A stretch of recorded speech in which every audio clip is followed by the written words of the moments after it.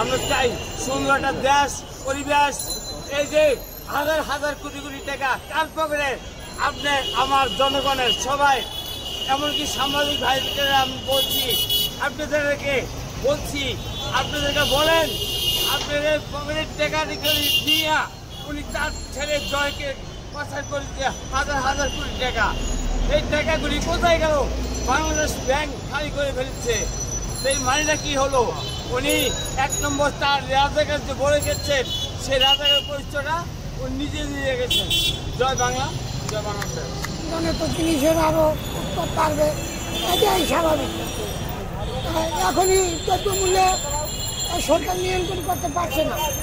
সামনে যে রমজান আছে, সেই রমজানে তো আমাদের গরিবরা অনাবিশ্বাস হয়ে যাবে, মূল অঙ্কে পান্তা ঘুরে। এই হলো বর্তমান সরকারের হালচাল। উনি খাঁটি সম্পূর্ণ একজন মানুষ, সম্পূর্ণ একজন খ্যাতিমান সম্পূর্ণ মানুষ। বিশ্বে শান্তিতে নোবেল পাইছে, এটা সত্য। কিন্তু ওনার শাসন আমলে বাংলাদেশ কিন্তু অশান্ত হয়ে আছে। এটা আপনারাও লক্ষ্য করছে।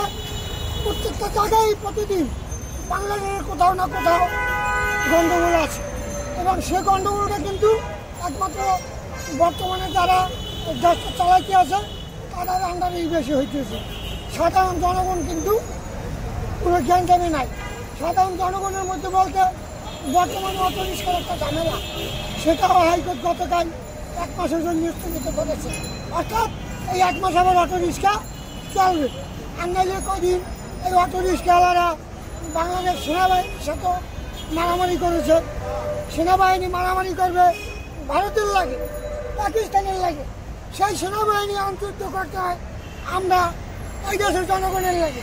তাইলে আমরা কতটুকু এই সরকারের প্রশাসনিক ক্ষমতা আছে না ভেঙে বসে, প্রশ্নটা আমি আপনাদের মাধ্যমেই রাখলাম।